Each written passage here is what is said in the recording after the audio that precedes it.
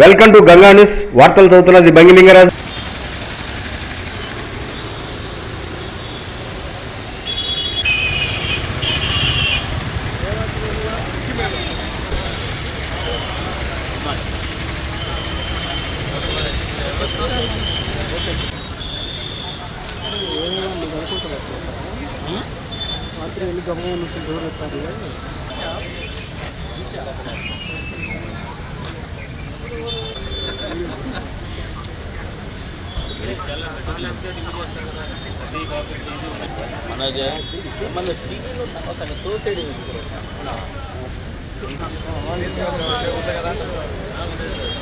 Sir కొద్దిగా సైడ్కి రండి సార్, కలెక్టర్ గారు రావాలి.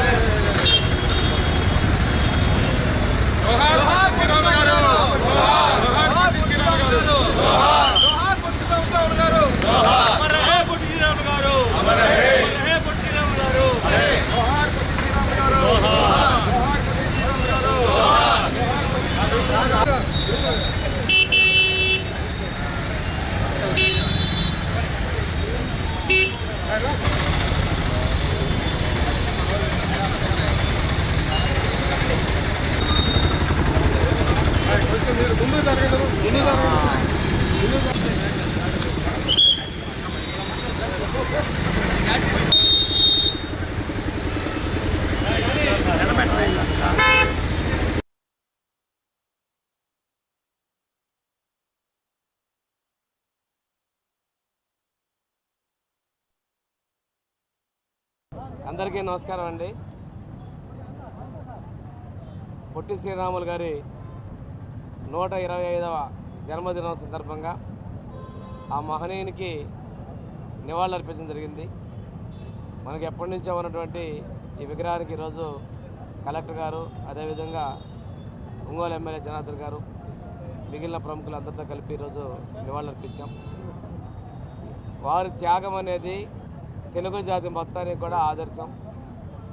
అందుకోసమే 58 రోజులు వారు నిరాహార దీక్ష చేసినందుకు 58 అడుగుల ఎత్తైనటువంటి కాంస్య విగ్రహాన్ని అమరావతిలో స్టాట్యూ ఆఫ్ సాక్రిఫైస్ వారి త్యాగానికి స్ఫూర్తిగా ఈరోజు ఏర్పాటు చేయడం జరుగుతూ ఉంది.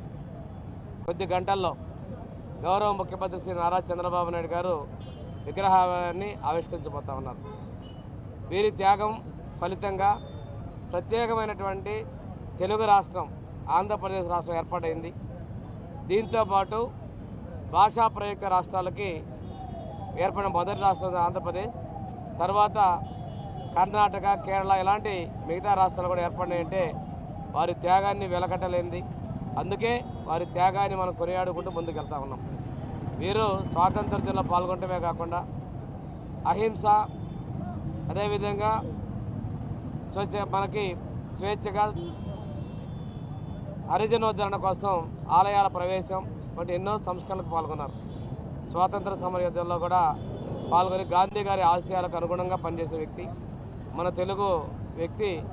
ఇంత గొప్ప త్యాగాన్ని చేసి తెలుగు రాష్ట్రాన్ని సాధించినందుకు వారికి మరొక్కసారి నివాళులు అర్పిస్తూ వారి సేవల్ని కొనియాడుకుంటూ వారి త్యాగానికి ఈరోజు స్టాట్యూ ఆఫ్ సాక్రిఫైస్ త్యాగానికి స్ఫూర్తిని ఏర్పాటు చేయడం గొప్ప సంతోషదాయకం అని చెప్పేసి తెలియజేసుకుంటూ సెలవు తీసుకుంటాం.